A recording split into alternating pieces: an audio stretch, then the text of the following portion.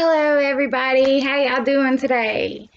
That's good. That's good. So just got a quick question for the audience. How many of you out here are single parents? Whether you're a single mother or a single father, does not matter. How many of you are single parents? Okay, I see you. I see you. I see you. Okay.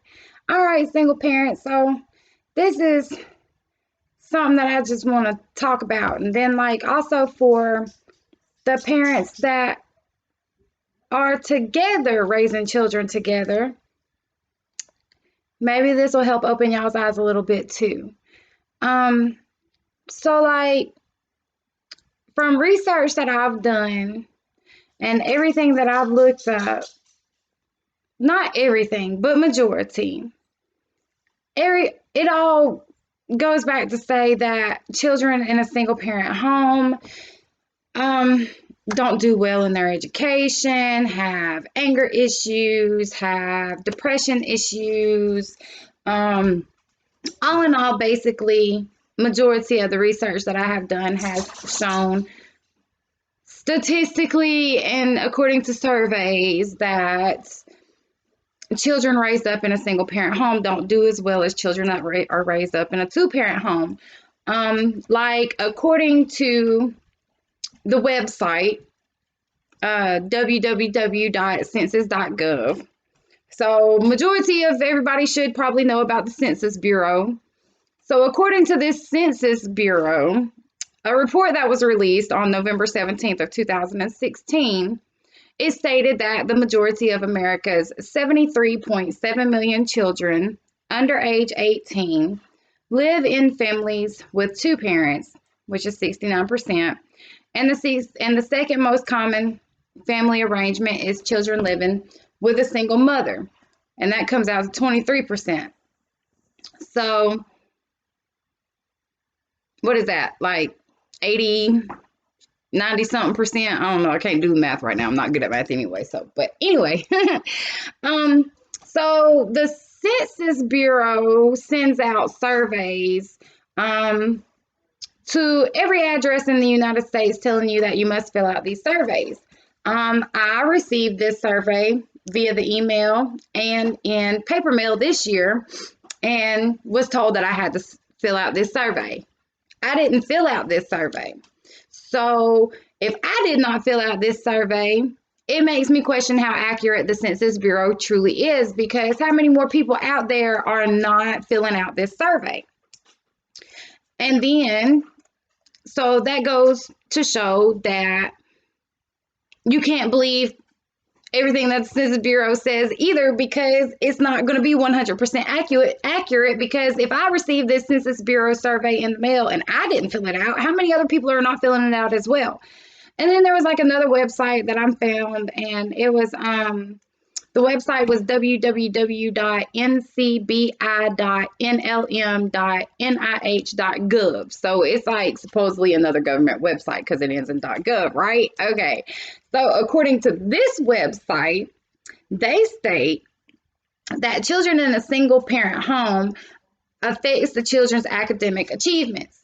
According to this website, children in a single parent home does not do well in school, and states children in a two parent home excel better. I disagree with this website. This website states that they did a small study in the state of Louisiana and came to this conclusion. So it like bothers me that people do these small studies and then act like this is accurate across the entire world. So this site is saying that children in a single parent home do poorly in math and reading.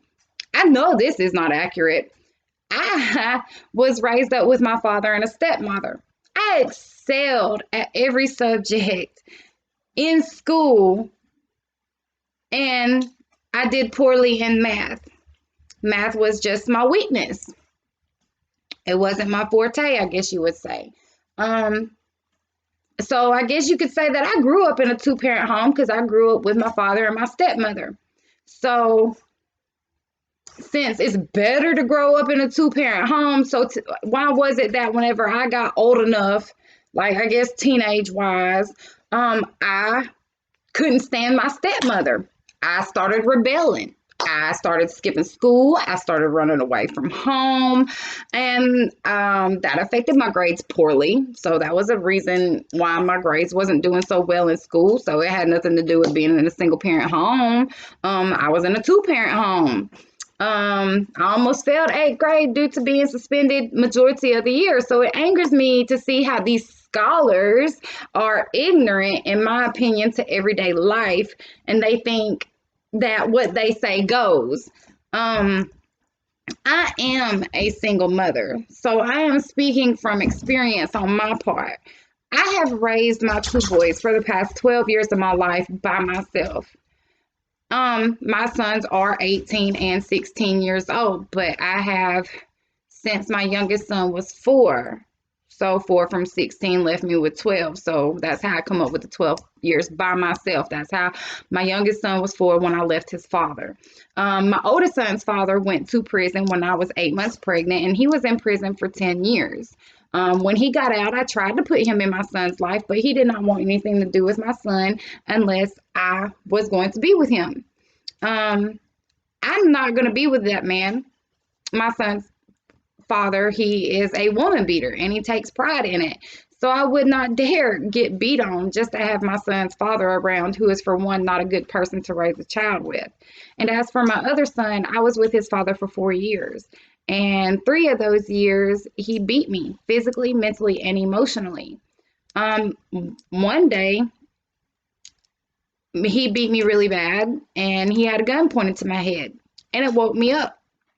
And while he had that gun pointed to my head, both of my boys were begging and pleading with him to stop and leave their mama alone. He smacked them, both of them, slapped them down to the ground like it was nothing.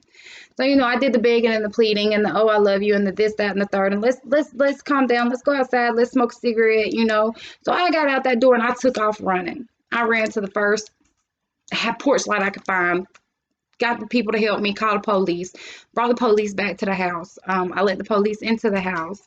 And when the police found my baby daddy, he had both my children. They were all locked in the bathroom together, lights out, and he had the gun. So needless to say, I pressed charges and he went to jail, and me and my boys disappeared.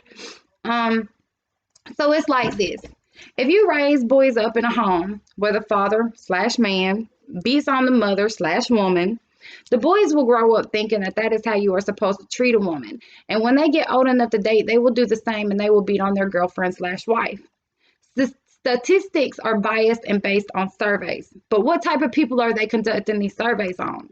What type of homes are these children being raised in? Are these surveys conducted from two-parent homes where the parents are loving, or the parents abusive? A child can be loved more in a single-parent home versus a home where the parents are always arguing and fighting each other. For example, I know a man who has a 4-year-old daughter, and he and his daughter's mother always fight. Physically, verbally, you name it, they do it. They fight so much that if you was to raise your voice, I actually saw this happen, that if you just going back and forth and raising your voice and your voice gets to a certain pitch, this little girl starts screaming, hollering, crying because it terrifies her. And then another example, I had a friend, a female friend in high school. She was being raised in a home with her mother and her stepfather. Her stepfather was very well off in his bank account. She didn't have to want for nothing. They had an extremely nice home. She didn't have to ask for nothing. She got what she wanted. She was that girl when she turned 16, got a car on her birthday. Me, I'm sitting here looking like, yeah, Lee, I want to trade places with you. You come live with my father and stepmother, and I come live with your mother and stepfather, and I would be appreciative. Anyway, so my friend, she acted out in school. She got suspended a lot. She liked to use drugs. She did graduate high school. Then she went to college. In her college years, she got real bad off on drugs, and she died from an overdose. Okay, so that's just a couple of examples. I could go on and on and on and on with examples because I know so many single parents that are doing such a well job raising their children, that have respectful children.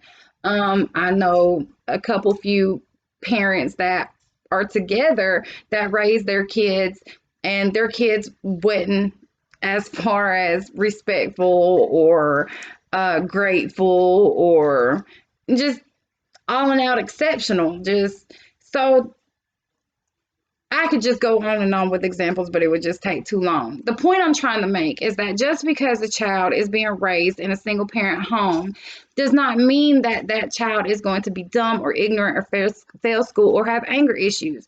A child's personality is just that. It is their personality. What makes a serial killer a killer, or a child molester a child molester? Statistics cannot blame a person being a killer